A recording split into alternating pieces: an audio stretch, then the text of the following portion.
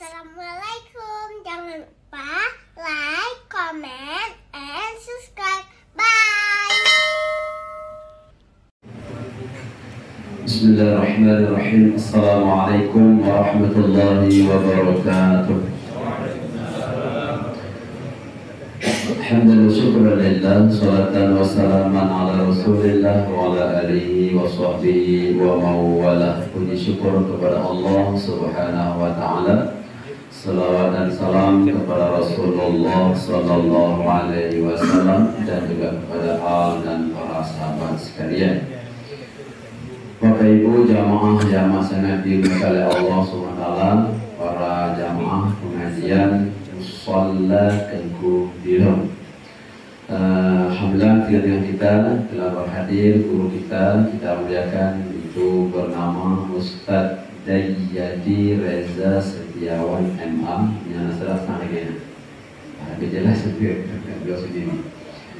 Baik, untuk malam ini kita mendengarkan ya pengajian nasihat mau'izah hasanah.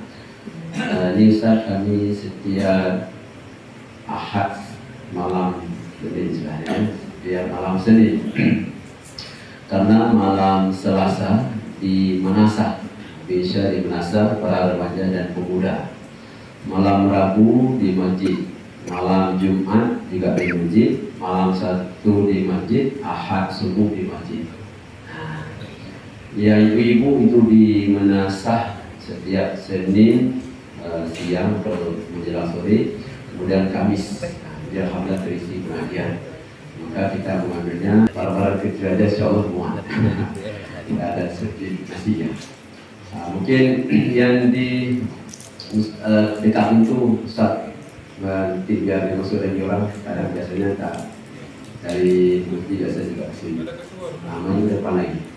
Baik, demikian saja kita ikuti pengajian atau tausiah mau'izah hasanah dari Ustaz Dayyadi Reza Setiawan.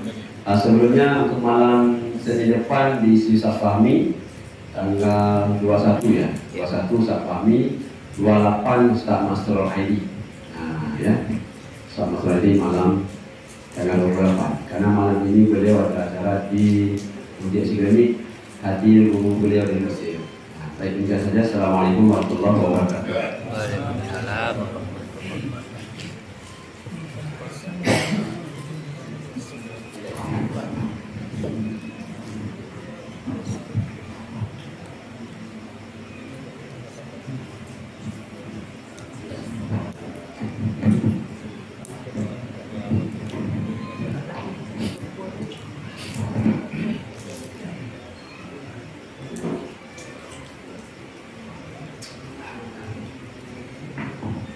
Bismillahirrahmanirrahim. Assalamualaikum warahmatullahi wabarakatuh. Alhamdulillah. Alhamdulillahilladzi bi ni'matihi tatimmus shalihat wa bi fadlihi tatanazzalul khairat wal barakat wa bi tawfiqihi tatahaqqaqul maqasid wal ghayat. Allahumma sholli ala sayyidina Muhammad wa ala alihi wa ashabihi wa man tabi'ahum bi ihsanin ila yaumiddin. Amma ba'du, fa ya ibadallah, usikum wa nafsi bi taqwallah wa ta'atihi la'allakum turhamun. Faqala ta'ala fil kitabihil karim, a'udzu billahi minasy syaithanir rajim. Bismillahirrahmanirrahim. Ya ayyuhalladzina amanu taqullaha haqqa tuqatih wa la tamutunna illa wa antum muslimun. Sidang jamaah salat maghrib dan insyaallah jamaah salat isya yang dirahmati Allah. Mari kita bersyukur kepada Allah Subhanahu wa taala karena sampai detik ini kita masih Allah berikan kesempatan dan kemampuan sehingga kita dapat berhadir di musola yang sederhana tapi luar biasa, dan satu-satunya musola selama saya mengisi yang ada foto wakil presiden dan wakil presiden. Tempat-tempat yang lain nggak pernah saya tengok, itu ada di belakang. Lagi nggak nengok saya kan. Di satu-satunya musola yang nasionalismenya tinggi. Salawat salam kepada baginda Nabi Rasulullah Muhammad Sallallahu Alaihi Wasallam, Habibina yang telah banyak meninggalkan kesan yang luar biasa di dalam diri kita. Semoga kerinduan kita nantinya Allah jawab dengan Allah mengumpulkan kita satu tempat yang sama dengan Rasulullah Sallallahu Alaihi Wasallam. Yang kami hormati guru-guru kami, terutama Ustadz Bukhari dan Ali SAG, yang hari ini saya mengisi di tempat jajahan beliau. Masya Allah. Ini agak berat sedikit mic ini, walaupun sebenarnya barbel sudah sering saya angkat di Mibo, di Gladiator itu, tapi beban itu tidak terlalu berat dibandingkan dengan beban mic malam ini. Karena di depan saya guru saya, maka anggap saja ini sebagai sumber latihan. Nanti manakala ketika ada yang salah Ustaz, jangan dilemparkan barbel itu, diingatkan saja. Jamaah sekalian yang dimuliakan Allah, suatu ketika di tahun ke-13 kenabian, ini Nabi berarti masih berada di kota Mekah. Waktu itu pagi, orang-orang Quraisy itu sering duduk di satu tempat yang memang orang-orang itu memang suka duduk di situ. Bahkan saat ketika Umar mengikrarkan syahadatnya, beliau datang di tempat itu. Nama tempat itu adalah Darun Nadwah namanya. Tempat biasa orang-orang Quraisy itu duduk. Pada pagi itu mereka duduk sedang membahas satu hal yang sangat besar dalam pemikiran mereka, yakni bagaimana menggagalkan Rasulullah Sallallahu Alaihi Wasallam untuk pindah ke tempat lain. Ketika menunggu rapat, ini kita nggak cerita tentang hijrah, saya hanya mengambil episode ini karena ingin saya kaitkan dengan keadaan kita. Kalau hijrah kemarin sudah diperingati, Pak, itu ditepek itu spanduk terkecil yang pernah saya tengok selama tahun baru agama Islam 1444. Jadi pada waktu itu duduklah orang-orang Quraisy dengan suku-suku yang sudah mewakili. Mereka semua duduk dan ingin mengadakan rapat penting. Sebelum rapat dimulai, tiba-tiba datang orang tua. Yang orang tua ini tidak pernah dikenali oleh orang-orang yang ada di tempat itu. Mereka tidak pernah melihat siapa laki-laki ini, sehingga udah mulailah orang-orang itu berbisik-bisik, siapa dia? Sampailah kemudian di tempat Darun Nadwah itu, ia memperkenalkan diri bahwa dia berasal dari negeri Najd.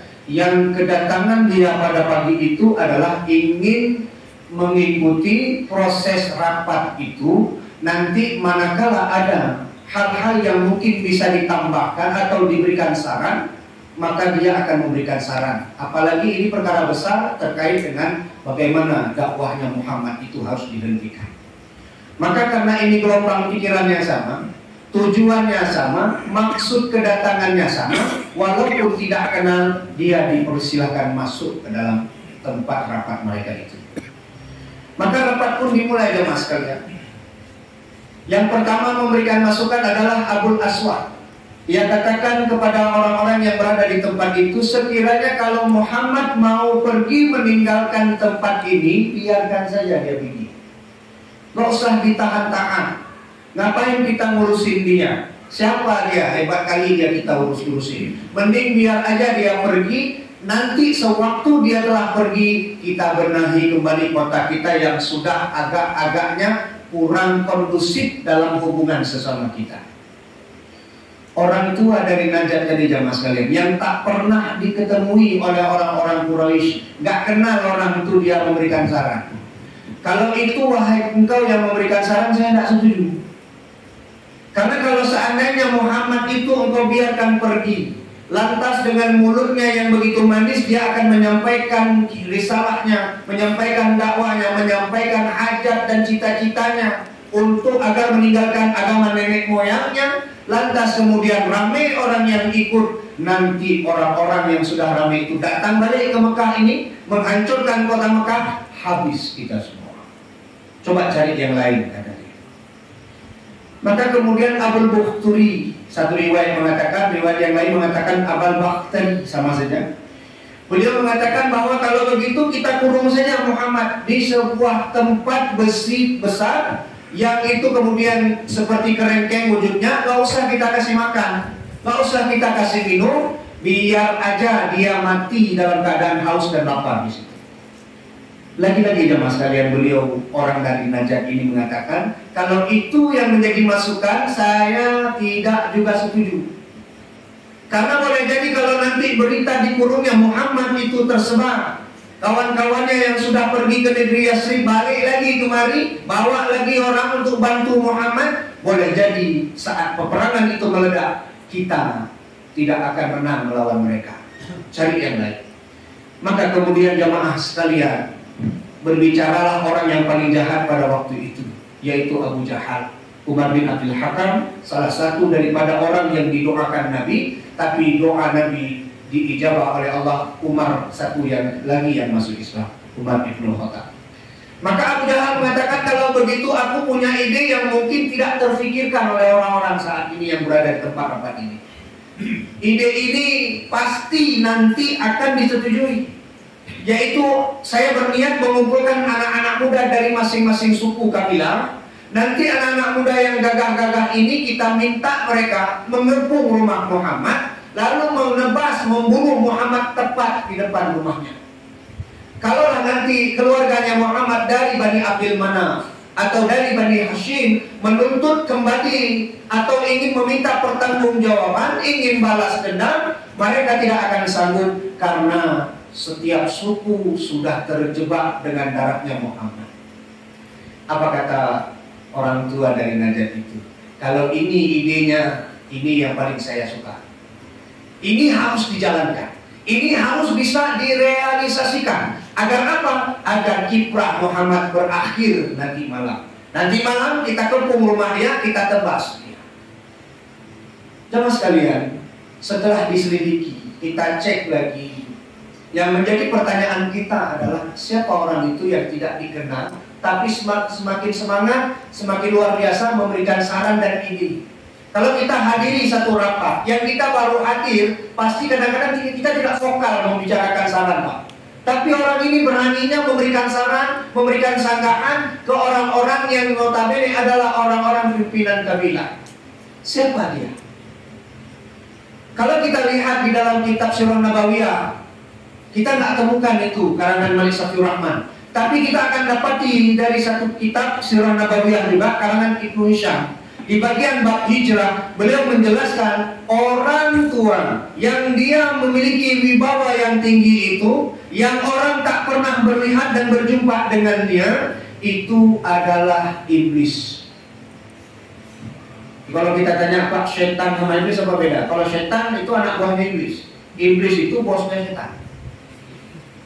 Maka Allah Subhanahu wa Ta'ala mengatakan di dalam Quran surah Al-An'am ayat 112, di mana kata Allah, dan demikianlah dari setiap nabi yang kami utus di atas permukaan dunia, pasti kami akan menghadirkan tandingan-tandingan mereka dari golongan orang-orang yang memang sifatnya seperti setan, wujudnya manusia tapi gayanya seperti setan, bahkan mirip iblis. Satu lagi didukung oleh setan yang memang betul-betul dari golongan setan. Dari golongan manusia adalah Abu Jahal, dari golongan setan adalah iblis, bosnya langsung yang turun tangan untuk memberikan hasutan. Bahkan di ayat itu Allah sambung, mereka memberikan perkataan yang indah, membisikkan sesuatu yang indah kepada lawannya, sehingga mereka itu terpesona dengan apa yang diungkapkan. Maka jemaah yang dimuliakan oleh Allah Subhanahu wa Ta'ala, peristiwa ini menobatkan kepada kita, ternyata apa yang dikerjakan Nabi ini adalah perkara yang tidak mudah. Maka kalau hari ini kita mengatakan kita ingin ikut Nabi, yang akan kita dapati adalah tantangan yang pertama. Boleh jadi tantangan itu datang dari karib kerabat kita yang dekat. Misal kita ini orang selama ini gak pernah dekat dengan musola, gak pernah ibadah di masjid. Tiba-tiba dengan pengajian begini dapat hidayah, kepingin sholat di masjid. Lantas ketika kita sudah mulai mau ke masjid, sudah mulai pakai jubah kayak saya dan Ustaz Bukhari, udah ada yang bilang nanti soalnya akan muncul tantangan itu, Pak. Sehingga ketika ada orang yang mengatakan nanti gawatnya lagi begini, Pak, ini kamu baru-baru taubat, Nah, orang-orang baru tobat tahun 2022 sebelah sana. Di sebelah sini letting lama, tobatnya udah lama. Maka ketika ada yang seperti ini adalah tantangan yang kadang-kadang tantangan ini boleh jadi kita bisa lewati, boleh jadi sukar untuk kita lewati.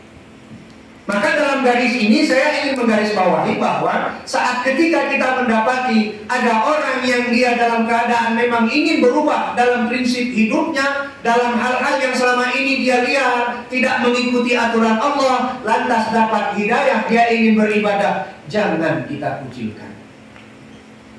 Kadang-kadang kita inilah merasa kadang-kadang lebih baik dari orang lain. Kadang-kadang ada ibu ya, orang-orang yang kadang-kadang belum ikut pengajian, lagi duduk di posko ngerumpi, nunggosi. Kita yang udah sering ikut kajian, lewat di depan itu 2 orang, udah saling ikut sama-sama. Tengok ibu-ibu tuh, ahli neraka semua tuh. Kayak kita aja yang pegang surga itu, Bu. Kayak kita aja susunan panitia penerimaan warga untuk dalam surga. Padahal boleh jadi yang kita kerjakan dengan orang yang dikerjakan yang walaupun dia baru mengerjakan mungkin kualitasnya beda, mungkin niatnya beda. Ada orang yang mungkin udah lama beribadah, belum tentu ibadahnya diterima. Ada orang yang baru mendapatkan hidayah dari Allah, ternyata mungkin dia jauh lebih baik dari kita. Maka oleh karenanya jamaah sekalian yang dimuliakan oleh Allah Subhanahu wa taala, tatkala ketika kita ingin melakukan sesuatu yang baik, ingin berpindah dari pekerjaan yang dulunya tidak baik menjadi pekerjaan yang baik, dari hal-hal yang memang selama ini tidak mendatangkan manfaat, keridhaan Allah, lantas Allah munculkan hidayah, ingin berpindah ke tempat yang lebih baik, tantangannya tidak mudah. Dibisikkan. Makanya ada ulama itu mengatakan, bahkan di dalam agama kita dikatakan ada 3 kesabaran. Salah satu dari 3 yang sabar itu adalah yang paling sulit dikerjakan adalah sabar di dalam hal kita taat kepada Allah. Maka hadis Nabi ada mengatakan al-imanu yazid wal yanqus. Iman itu naik turun, Pak. Maka kalau iman itu naik turun sudah dipastikan bahwa untuk sekedar kita istiqomah, untuk sekedar kita konsisten dengan ibadah yang kita lakukan, itu butuh sabar yang luar biasa. Maka tantangannya nggak mudah. Maka mulai hari ini kalau ada orang yang kemudian dia mendapati dirinya telah bertemu dengan hidayah Allah, jangan pernah kita meremehkannya atau menyepelekannya atau menghinanya, karena boleh jadi hinaan yang kita torehkan kepada dia dapat membuat dia berubah menjadi tidak lebih baik dari hal yang seharusnya dia menjadi baik. Dan Bu ya, ini yang harus kita perhatikan. Kenapa kita harus menjadi orang yang baik dan konsisten terhadap kebaikan? Karena suatu hari kita nanti akan meninggalkan dunia ini. Boleh jadi kalaulah ibadah yang kita kerjakan itu adalah salah satu yang membuat kita bahagia nanti di akhirat. Atau boleh jadi ibadah yang kita anggap ibadah itu yang menjadi bumerang kita. Siapa yang bisa tebak sholat kita khusyuk sepenuhnya, Pak? Kalau kita tanya, Bu ya, sholat kita ada nggak di antara kita yang sholat itu kadang-kadang terbayang, ya Allah ini 3 rakaat atau 4 rakaat ini? Ada, Pak. Belum lagi cari barang hilang di dalam sholat. Belum lagi kadang-kadang mohon maaf Pak, lagi sholat tengok kanan orang. Ustaz, ada yang kayak gini sholat kemarin. Pas di samping saya lagi sholat, dia pun sholat, Ustaz. Kira-kira dia sah, Ustaz? Kalau dia mungkin sah, kamu yang gak sah. Loh kenapa? Lagi sholat kok tengok tangan orang. Ini kadang-kadang yang jadi permasalahan, sesuatu yang gak penting dan gak perlu dibahas. Jadi pembahasan. Waktu ruku orang, waktu sujud orang, kadang-kadang orang udah tua sedikit, dia letakkan tangan luar, udah kita bilang itu nggak sah. Harusnya lutut luar. Mana betul Bu? Lutut apa tangan luar yang turun Bu? Kalau benar saya kasih nasi putih. Mana luar? Mau lutut luar, mau tangan luar, dua-dua dikerjakan Nabi dan ada dalilnya. Jadi nggak usah dipermasalahkan orang yang duluan turun tangan ketimbang lutut itu salah, orang yang duluan turun lutut daripada tangan itu salah. Dua-dua benar, nggak ada yang salah. Yang salah tuh kalau kita mau sujud kepala luar yang jatuh, Pak. Nggak pegang, kita pegang langsung aja kepala kita nyosor. Itu yang salah. Maka jamaah yang dimuliakan oleh Allah Subhanahu wa taala, dari kualitas sholatnya kita saja belum hebat, belum luar biasa. Kenapa kita bisa menjamin bahwa nanti kita waktu meninggal dunia masuk surga?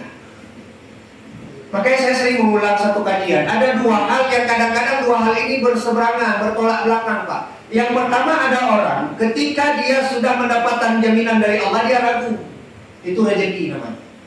Masih ada orang yang kadang-kadang ragu dengan rezeki yang Allah kasih. Sementara ada yang kedua, belum ada jaminan Allah, belum ada kepastian dari Allah, tapi ada orang yang kadang-kadang dia tidak ragu dan tidak takut terhadapnya. Harusnya dia khawatir. Apa dia? Husnul khotimah. Siapa di antara kita yang menjamin? Mungkin jenggot kita udah lama kita pelihara, putihnya luar biasa. Bisakah kita menjamin dengan jenggot kita yang putih itu, kita waktu meninggal husnul khotimah? Saya udah mulai ceramah 2004 sampai 2009 itu ceramahnya nggak profesional. 2009 sampai hari ini udah mulai profesional. Apa beda profesional nggak profesional? Rupanya waktu 2004 sampai 2009 itu ceramah non profesional karena saya ceramah tidak pernah mengharap dan tak pernah mau dikasih amplop. Tuh alasan ada susah, nggak usah, pulang terus ya. Itu nggak profesional. Kapan mulai profesional? Saat ketika ada jamaah marah. Ustaz, ini uang halal Ustaz. Jamaah nitip Ustaz. Ustaz, setidaknya ambillah Ustaz.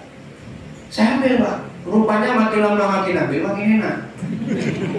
Waktu nggak dikasih ditunggu-tunggu terus. Nah, maka ini kan gitu.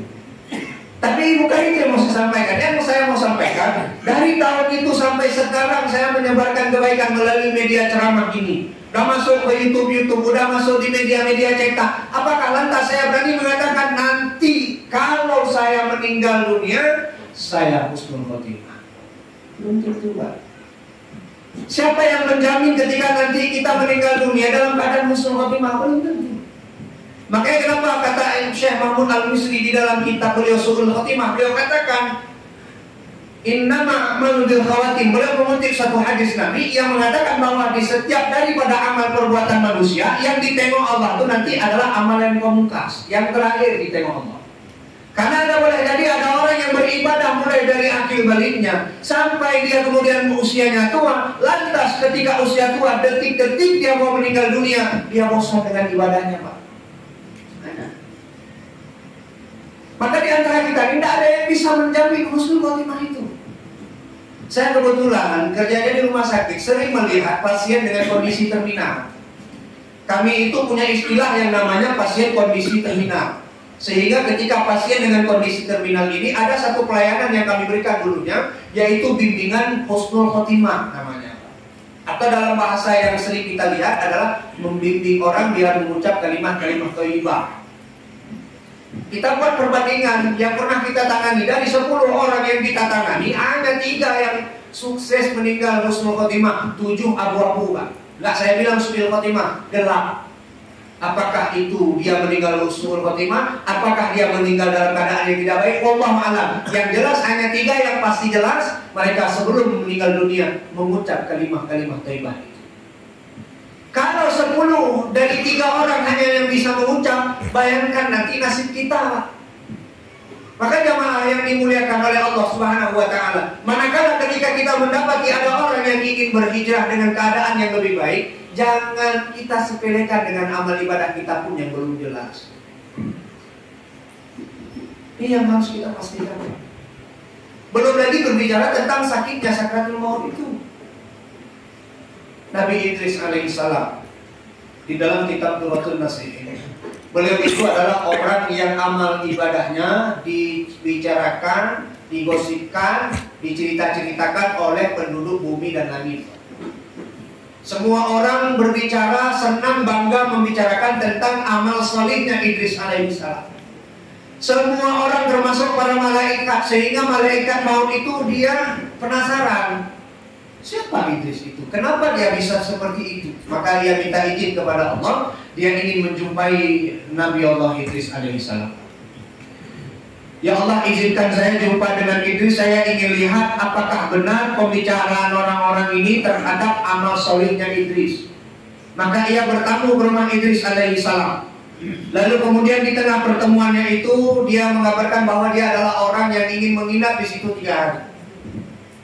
Maka Idris mempersilahkan tamunya untuk menginap, tapi yang menimbulkan kecurigaan Idris, 3 hari dia di situ tidak minum dan makan, Pak. Maka kemudian dia memberanikan bertanya kepada tamunya ini, engkau ini siapa?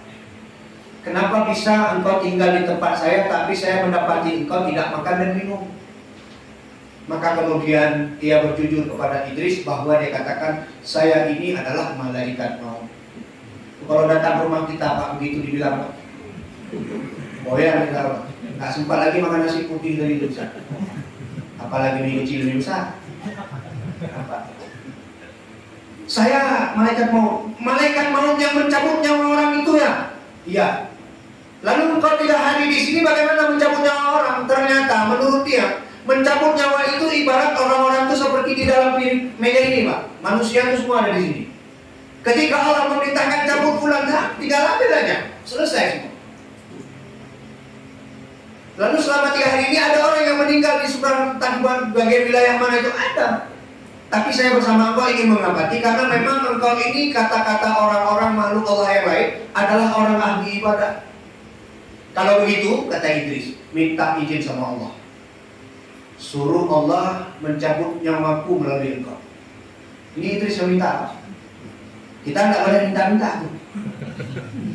Dan memang ada larangan hadis Nabi untuk mengatakan bahwa ya Allah cepatkan saya meninggal. Jangan. Karena alasannya ada 2. Kalaulah cepat meninggal, yang pertama kita nggak sempat tobat. Kalaulah kita orang baik, yang kedua kita harusnya bisa menambah amal ibadah. Makanya nggak boleh minta meninggal. Tapi ini Idris minta karena dia kepingin penasaran. Ya, mana rasanya sakratul maut itu?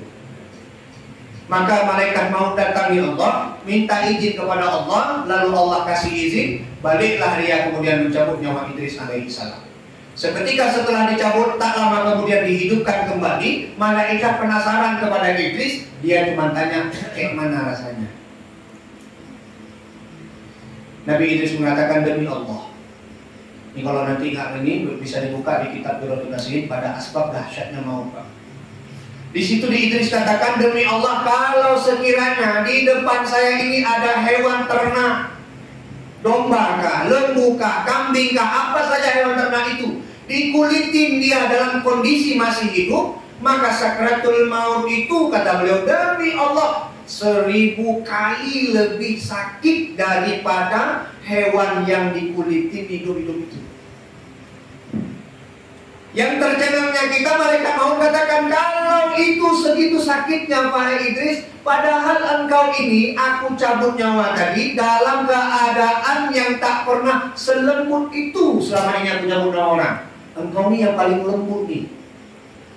Coba bayangkan Pak, orang ini adalah amalnya banyak, solih, dibicarakan oleh makhluk-makhluk Allah, dan kemudian menjadi pusat perhatian, ibadahnya tidak kendor, dan dia bertitel Nabi Allah. Tapi begitu sakratul maut, rasa sakitnya 1000 kali lebih sakit daripada hewan dikulitin hidup-hidup. Apakah lagi kita yang bukan Nabi, ibadah pas-pasan, tidak kadang-kadang khusyuk, kadang-kadang kita melaksanakannya dengan waktu yang dilalaikan. Seperti apa gambaran kita? Maka kalau ini kita teringat, Pak, nggak sempat kita ngurusin orang lain. Hari ini yang banyaknya kita terlalu fokus memperbaiki ibadah orang, sementara ibadah kita belum ada. Duduk ibu-ibu disimpan di depan di depan jendela rumah. Tengok ke tetangga sebelah, ya Allah, dibilangnya sama suaminya, Pak, tetangga kita tuh nggak pandai dia nyuci. Coba abang tengok bajunya berkerak-kerak kuning itu, Bang. Besok duduk lagi di situ, dia bilang lagi dengan hal yang demikian rupa. Suatu hari dia nggak duduk, rupanya ditengok sama suaminya lagi tidur di kamar. Suaminya waktu itu suntuk dibersihinnya rumah, duduklah ibu itu setelah bangun, ditengok tetangganya, Bang, tumben bajunya udah putih bersih, Bang. Ada yang abang datang sana ya, bantu-bantu nyuci di sana atau kasih tahu kalau nggak bersih bajunya? Enggak, kata suaminya. Tadi waktu adik tidur, abang suntuk, bosan, abang bersihin rumah, termasuklah kaca yang sering adik duduk tengok baju tetangga. Itu abang maaf. Rupanya yang kuning-kuning, merah-merah yang adik bilang selama ini di baju orang, bukan baju orang, di jendela kita rupanya. Maka jamaah yang dimuliakan Allah, kalau ini terjadi sama kita, ini menunjukkan bahwa ternyata kita terlalu mantap dalam hal menilai orang. Itu sama kayak pepatah mengatakan kalau ada gajah di pelupuk mata itu tak nampak, sementara ada sumut yang nun jauh di sana, dilihat di malam hari, dia berada di atas batu hitam, kecil warnanya hitam, nampak jelas sama kita. Ini menunjukkan bahwa musibah yang pertama yang terjadi pada kita adalah kita terlalu fokus untuk memperbaiki orang lain. Maka jemaah yang dimuliakan oleh Allah Subhanahu wa taala, saat ketika kita ingin melakukan kebaikan-kebaikan itu akan ada banyak tantangan-tantangan yang kita dapati, sehingga kadang-kala tantangan itu boleh jadi kita mampu melaluinya, atau boleh jadi gara-gara tantangan dan godaan itu insya Allah kita akan terjerembab di sana. Maka fokuslah pada kebaikan-kebaikan kita saja, untuk memperbaiki diri kita saja, yang mudah-mudahan ketika kebaikan itu kita buat, insya Allah kita waktu meninggal dunia itu akan dalam kondisi baik. Kita di dunia ini kalau menurut Ustaz pada Syekh Mahmud Al-Bisri itu ada 4 aja. Pertama, hidup kita di dunia, kemudian hidup kita di alam barzakh kubur kita, kemudian hidup kita di alam mahsyar, tempat kita dihitung amal ibadah. Yang terakhir, kalau amal ibadahnya baik surga, kalau amal ibadahnya tak baik di neraka. Itu aja 4. Walaupun kalau di dalam kitab-kitab yang lain ada nanti alam arwah, ada. Tapi ini saya mau fokuskan pada kajian beliau, yang beliau membuatkan 4. Kenapa 4? Ini sangat luar biasa. Dari keempat ini Pak, yang paling singkat hidup itu adalah di dunia, 60-70 tahun. Itu hadis sering saya sampaikan, amal ummati ma baina sittina ila sab'ina. Umur manusia itu cuma 60-70 tahun. Wa aqalluhum may yajuzu zalik. 1-2 yang Allah lebihkan. Sebahagian kita yang Allah lebihkan. Sementara di alam barzakh kita tidak tahu. Contoh Imam Syafi'i 54 tahun beliau wafat, sekarang sudah 800 tahun lebih beliau berada di alam kubur. Intinya beliau lebih lama di alam kubur ketimbang di alam dunia. Dan kemudian di alam mahsyar juga kita tidak tahu sampai kapan. Kenapa? Karena pada mahsyar itu berkumpulnya seluruh manusia yang nanti akan dimintai pertanggungjawaban. Manakala kalaulah banyak yang dia bawa dari amal-amalannya, kemudian dari hal-halnya, itu semua dihitung oleh Allah satu persatu. Sama kayak kalau kita pergi ke supermarket atau swalayan Pak. Kalau banyak di keranjang kita, itu lama tuh di scan-nya Pak. Satu-satu nih pempes sana, ditusuk gigi, siwak, kurma, madu, beras origami, itu semuanya di scan tuh Pak. Semuanya di scan. Makin banyak barang yang kita punya, makin lama kita berada di depan teller itu. Itulah yang terjadi di padang mahsyar. Kalau nanti ini punya jabatan, nggak amanah jabatan itu ditanya juga sama Allah. Ketika punya anak, lalu anak kemudian tidak dididik dengan pemahaman agama, sholatnya nggak diatur, ditanya juga sama Allah. Sampai kapan? Sampai selesai semua perhitungan itu, barulah kemudian padang mahsyar itu berakhir. Kapan waktunya? Ada sebahagian mengatakan 50.000 tahun. Intinya lebih lama daripada hidup di dunia. Lalu kemudian ketika kita berada di surga itu nggak terhitung lagi Pak, abadan kalau memang udah masuk. Maka jamaah yang dimuliakan Allah, yang menarik menurut daripada penulisnya itu, dari 4 ini yang paling singkat itu hidup di dunia 60-70 tahun saja Pak. Tapi kata beliau, ada tapinya. Yang paling luar biasa, sangat amat menentukan 3 gelombang hidup setelah yang di dunia tadi, mulai daripada barzakh, kemudian disusul dengan mahsyar, ditambah lagi surga atau neraka. Ketiga ini sangat amat ditentukan oleh yang paling singkat, yaitu hidup di dunia. Kalau di dunia ini kadang-kadang kita sombong angku, harta yang kita punya kita bangga-banggakan, kemudian sama tetangga nggak baik, sama suami bu ya mohon maaf, kadang suami kapolsek, kita kapolresnya di rumah. Gini mata kita nengok suami. Kalau suami nanya, dek sendal mana? Pakai mata apa? Hebat kali kita, luar biasa. Semuanya itu yang akan menyusahkan kita mulai dari alam kubur kita sampai nanti di perhitungan terakhir.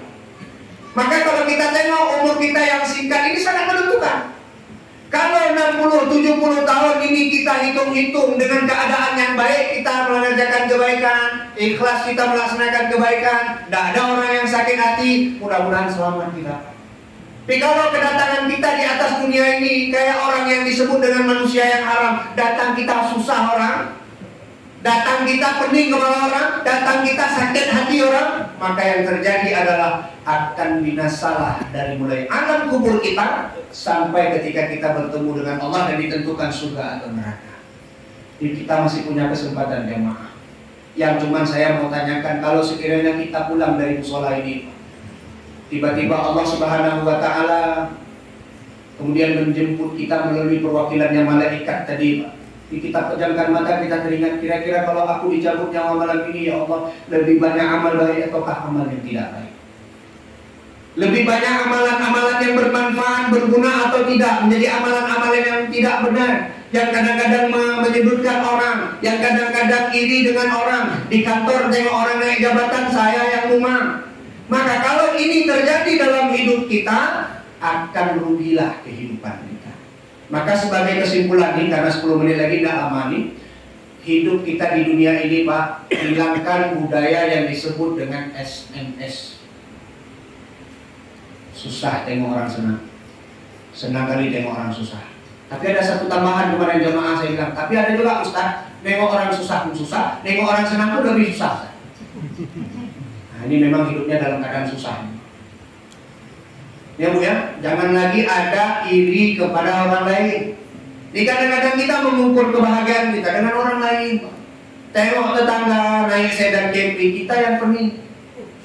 Ya Allah, enak kali buku. Ada supir yang bukakan pintu, dia masuk tinggal berangkat. Saya tiap hari dengan Honda CG ini aja diantar sama suami. Nah kayak dalam film India aja. Suami pun kumisnya tebal kali, kali dengan ladusi. Itu pun kita teringat, Pak. Kita cuma tengoknya dari luar. Orang di dalam mobil itu kita kan tak tahu. Mungkin dia lagi nyender-nyender kayak gini tuh. Palanya lagi kayak gini. Ya Allah. 33 kali lagi cicilan mobil nih. Tak tahu kita. Maka kalau ada tetangga yang naik mobil, alhamdulillah kita harus senang. Kenapa? Kalau kita baik dengan tetangga tuh, setidaknya walaupun kita tak punya mobil tuh, naik kita di mobil tuh, Pak. Saya tak pernah naik mobil Innova, tapi begitu saya kenal dengan Ustaz Bukhari waktu mengantarkan saya ke Dosemet, naik mobil Innova saya, Pak. Tak bayangkan Ustaz ini ngambil ruang-ruang dana kampungnya. Nah jadi naik itu, Pak. Maka jemaah yang dimuliakan Allah, tak kalah ketika kita senang melihat orang lain senang, setidaknya ada yang dia punya itu kecipratan dengan kita. Saya naik mobil Alphard, sudah naik mobil Pajero, sudah naik mobil Toyota Fortuner, sudah. Yang penting naik, walaupun tidak punya nggak apa-apa. Kalaupun dikasih ke saya, tak mau lah. Kenapa? Pajaknya mahal kali. Makanya oleh karena itu jemaah sekalian, kalau kita melihat tetangga kita senang, kita harus senang. Bergembira ya Allah, alhamdulillah kali ya, doa ibu diijabah. Dulu dari kemarin saya tengok suami ibu di musola Teguh Dilung itu dia minta sama Allah. Apa dia minta, Pak? Itulah minta mobil, merek-merek disebutin. Allah minta Avanza ya Allah, sekarang alhamdulillah itu udah ada. Senang kali saya. Ini justru kadang-kadang begitu udah punya mobil, ini yang jadi masalahnya, Pak. Begitu udah ada mobil, anak-anak main dekat mobil pun diusir. Gede-gede. Nongkrong-nongkrong. Ini jemaah yang dimuliakan Allah, ini benar.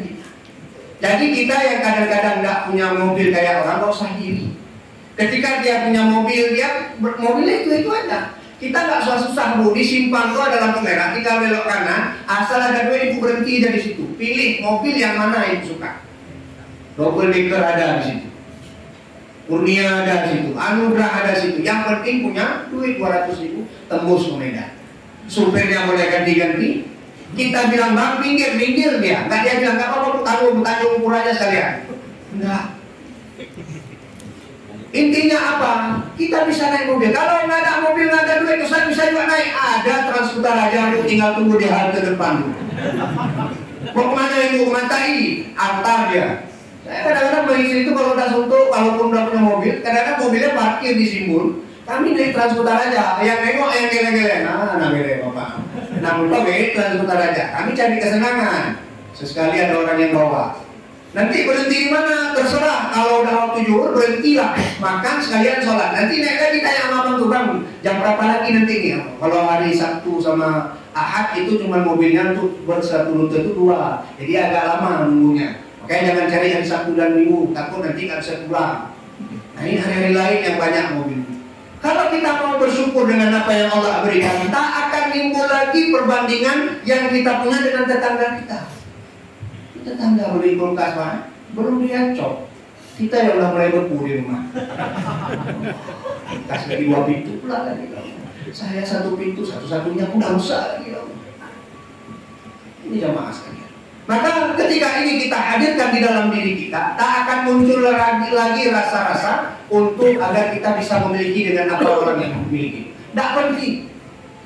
Maka untuk menumbuhkan rasa ini di dalam hati, Pak, sering mainlah ke tempat saya di rumah sakit. Nanti saya tunjukkan di ruang ICU, di ruang ICU yang orang udah tinggal sedikit lagi namanya, Pak. Ya kadang-kadang ada yang udah meninggal memang, tapi kita pakai mesin biar untuk menghibur saudara keluarga. Nanti waktu udah siang kita bilang, Pak, Bu, mohon maaf, ini udah nggak ada lagi bapak ini. Ada alat bantunya, Pak, yang seolah-olah dia bernapas, padahal dia udah nggak ada napas lagi. Itu kadang-kadang ketika udah model-model kayak gitu, kondisinya sudah memburuk, kita panggil tuh keluarga. Di sini saja jangan kemana-mana, tuntunlah bapak ini, bacakan ayat-ayat suci Al-Quran. Di situ perlunya Al-Quran, Pak, bukan waktu meninggal. Ini kadang-kadang waktu meninggal Al-Quran itu ditaruhkan yang di dekat jenazah. Yang waktu orang yang lain duduk-duduk sampai cerita-cerita aja. Quran itu kan ada yang baca. Entah dari mana hukumannya ini diambil Quran ini jadikan dalil kalau ada orang meninggal taruh Quran di dekat dia. Untung-untung mayatnya nggak merajuk. Kalau merajuk dia baca sendiri macam mana? Duduk kita di situ nggak baca Quran. Disinilah waktunya kita membaca di saat nazak itu untuk apa? Agar kalimat-kalimat yang didengar oleh orang-orang itu adalah kalimat yang baik-baik saja. Maka kalau itu kita berangkat ke tempat itu, Pak Bu, kita lihat orang-orang itu muncul rasa syukur. Sekali kita pergi lagi ke ruangan yang menangani orang-orang yang kena diabetes. Baru kemarin saya kunjungi satu tempat yang merupakan saudara kita juga, kawan kita juga, diamputasi kakinya karena gulanya. Kakinya udah hitam, udah hampir agak busuk sedikit, Pak. Makanya harus dipotong. Maka kita yang udah lengkap nih karunia yang Allah berikan, tidak ada rasa sakit-sakitnya, pergilah ke tempat itu untuk memunculkan rasa syukur. Ya Allah, kaki sudah masih ada ya Allah, tapi kadang-kadang mohon maaf ya Allah, nggak ke masjid kaki ini ya Allah. Timbul rasa ini kembali kepada kebaikan-kebaikan yang Allah titipkan kepada kita. Maka jamaah yang dimuliakan Allah, yang pertama bahwasanya ketika kita ingin melakukan kebaikan atau berhasrat ingin terus mengerjakan kebaikan, pasti yang pertama akan datang tantangan. Yang kedua yang akan datang kepada kita adalah harusnya ketika kebaikan itu sudah menjalar diri kita, butuh pengorbanan yang besar. Sholat subuh dari awal kita nggak biasa sholat subuh, kita paksakan sholat subuh, bangun sholat, itu pengorbanannya besar. Tidak mudah. Kalau kita hari ini untuk bangun subuh yang nggak biasa bangun subuh, itu butuh pengorbanan yang besar. Butuh pengorbanan yang betul-betul datangnya dari satu hari kita untuk kita sungguh-sungguh bangun. Karena nggak mudah. Saat ketika kita sedekah, yang sedekah biasanya kita sedekahin pati murah yang udah patah parangnya, Pak. Tiba-tiba ini udah dengar gaji bahwasanya kalau sedekah banyak akan memberikan hal syariat, akan memberikan syafaat ketika kita di alam kubur. Mulailah kita sedekah. Kalau kemudian kita sedekah banyak, biasanya nggak banyak, itu butuh pengorbanan.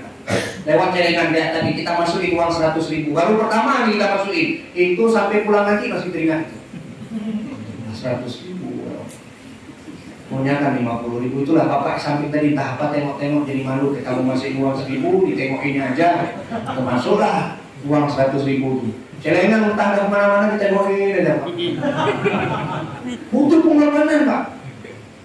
Oleh karenanya pengorbanan inilah yang harusnya kita minta kepada Allah agar Allah kuatkan kita dan mudahkan. Karena kemudahan dari Allah yang paling penting. Sebagaimana kata Nabi, Allahumma la sahla. Ya Allah, tidaklah kemudahan itu kecuali Engkau yang memudahkannya. Illa ma ja'altahu sahla. Kecuali Engkaulah yang menjadikan itu semua jadi mudah.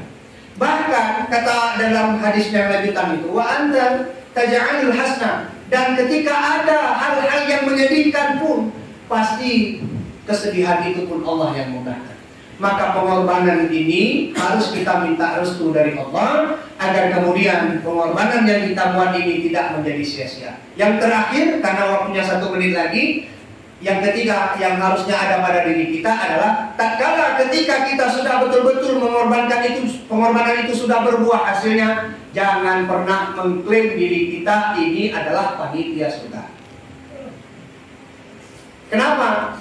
Karena kadang-kadang ada orang yang baru ngaji 2-3 hari sudah membuat ibadah orang lain itu salah. Yang salah, aneh kubur. Jangan Pak. Ilmu yang kita dapat justru membuatnya kita bijak. Kalau ada orang yang menuntut ilmu, lalu dia kemudian hasil ilmunya justru menyalah-nyalahkan ibadah orang, itu bukan ilmu, tapi itu doktrin yang ditanam untuk kemudian akan memisahkan diri kita dengan orang lain. Kata Umar bin Khattab, ketika kita belajar, yang pertama setelah belajar itu kita sombong. Yang kedua, setelah kita mendapati tingkat belajar yang lebih tinggi, kita akan tawadhu. Yang ketiga, setelah kita belajar dan belajar lagi, semakin tahu kita bahwa kita tidak ada apapun kecuali itu semua dimudahkan oleh Allah Subhanahu wa Ta'ala.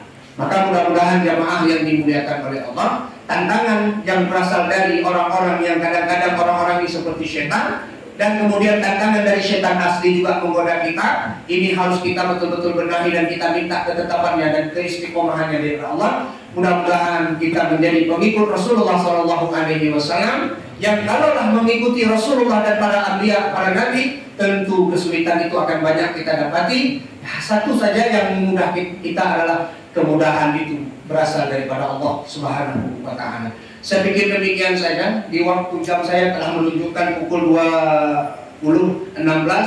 Di jam ini menunjukkan pukul 20.14. Itu beda-beda sedikit saja. Saya pikir demikian saja. Mudah-mudahan ada manfaat dari apa yang sudah saya sampaikan. Kalau dirasa-rasa kurang apa yang saya sampaikan, nanti insya Allah akan ditambahkan, akan disempurnakan oleh guru kita bersama, yang alhamdulillah selalu dalam keadaan berdakwah, baik di sini ataupun di tempat-tempat yang lain. Kepada Allah jualah kita memohon ampun, dan kepada Allah lah juga kita meminta agar Allah Subhanahu wa Ta'ala menjadi saksi kita bahwa malam ini kita berkumpul di musola ini. Maka semoga kelak ya Allah kumpulkan kami di dalam surga yang sama sebagaimana kami berada di tempat ini. Anallahu wa iyyakum ajma'in. Assalamualaikum warahmatullahi wabarakatuh.